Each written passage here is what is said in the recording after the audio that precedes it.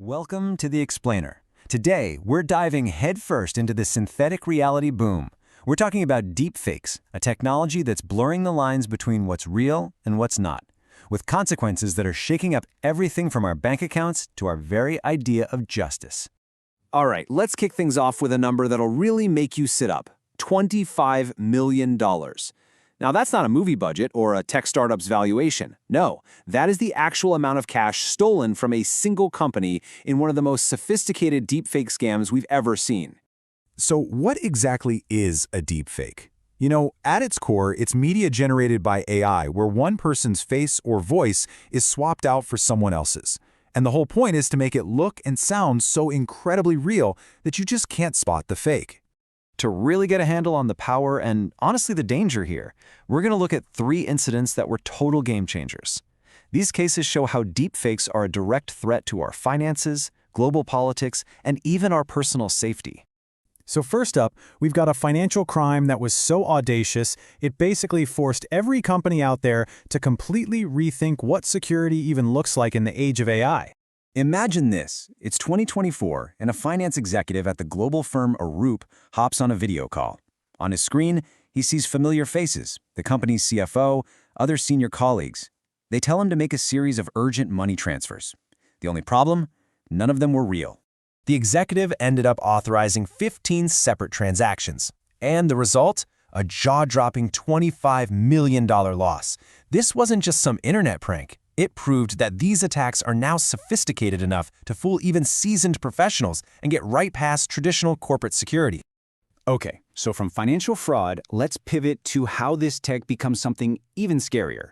A weapon of political interference, used at the most critical time imaginable, during a war. So in the early days of the Russian invasion of Ukraine back in 2022, a video started making the rounds online. It looked like it was Ukrainian President Volodymyr Zelensky telling his soldiers to lay down their weapons and surrender.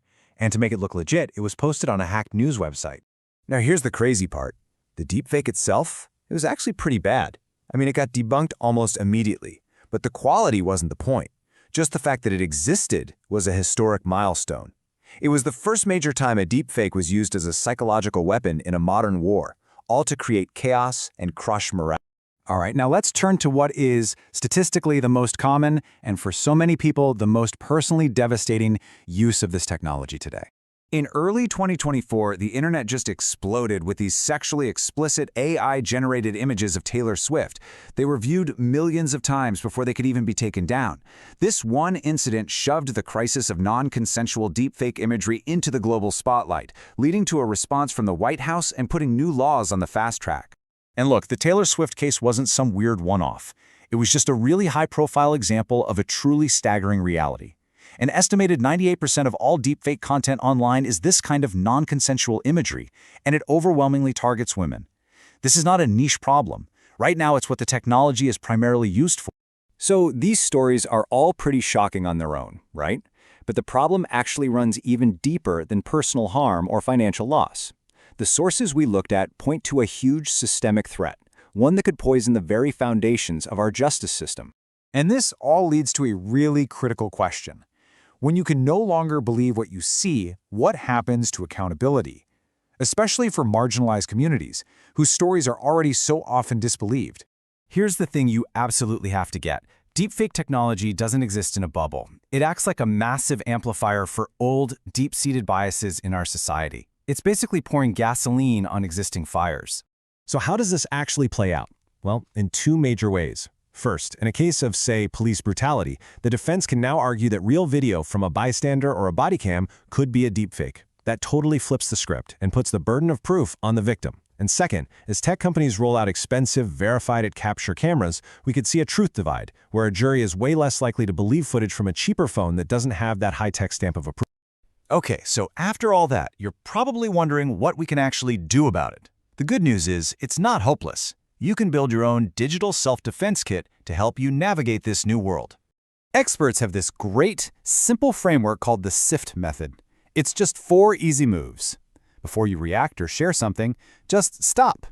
Take a second to investigate the source, find better, more expert coverage on the topic, and finally, trace the claim all the way back to its original context to see if it's been twisted or taken out of context. And beyond that, you can actually train your own eyes to spot the little technical glitches.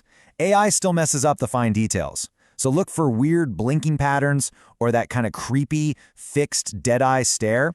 Check if the mouth movements actually match the audio. And pay close attention to the edges.